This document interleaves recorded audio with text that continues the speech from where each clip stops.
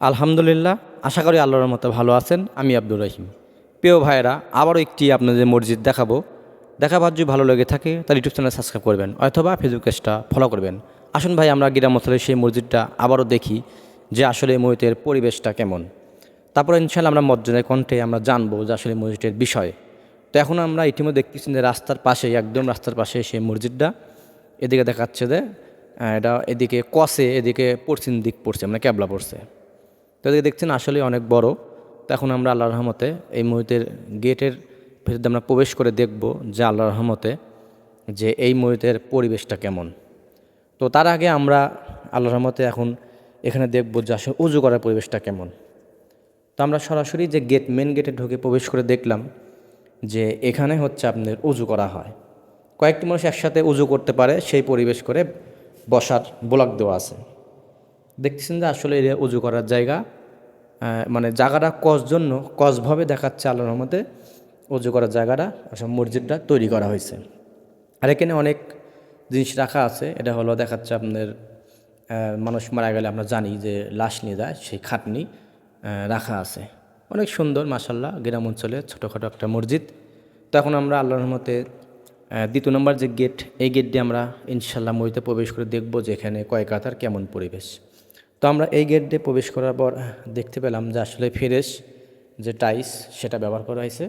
আল্লাহর রহমতে দেখতেছেন যে কী সুন্দর রং করা হয়েছে, আল্লাহর রহমতে অনেক সুন্দর।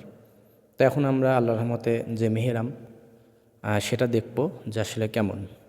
আর এর মধ্যে আমি দেখলাম 8টি কাতার আছে, মানে 8টি কাতার ভাবে মসজিদ তৈরি করা হয়েছে।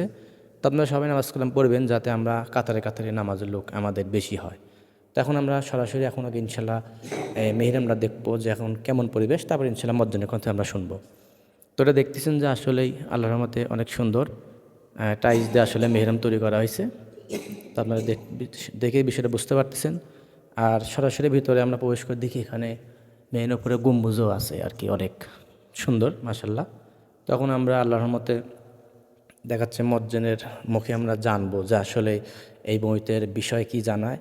আর আপনারা সবাই আল্লাহর রহমতে যেহেতু সামনে মাহে রমজান, সবাই 5 ওয়াক্ত নামাজ কালাম পড়বেন, রমজানের শেষেও রমজানের আগেও। আর তারপরে আল্লাহর রহমতে সবাই আমরা চেষ্টা করি যাতে আমরা 30টা রোজায় থাকতে পারি। আল্লাহ যেন আমাদের তৌফিক দেয় রোজা থাকার। তো এখন আমরা ইনশাল্লাহ এই মুহূর্তের বিষয়ে যে মজ্জেন আছে, অর্থাৎ যে দায়িত্বে আছে, তার বিষয়ে আমরা জানবো যে আসলে মজ্জেন আমাদের কি জানায়। আপনারা ভিডিওখান দেখলেই বিষয়টা বুঝতে পারবেন। আসসালামু আলাইকুম ওয়া রাহমাতুল্লাহি ওয়া বারাকাতুহু। ওয়ালাইকুম আসসালাম ওয়া রাহমাতুল্লাহি ওয়া বারাকাতুহু। তো কেমন আছেন? আল্লাহ ভালো রাখছে। আলহামদুলিল্লাহ।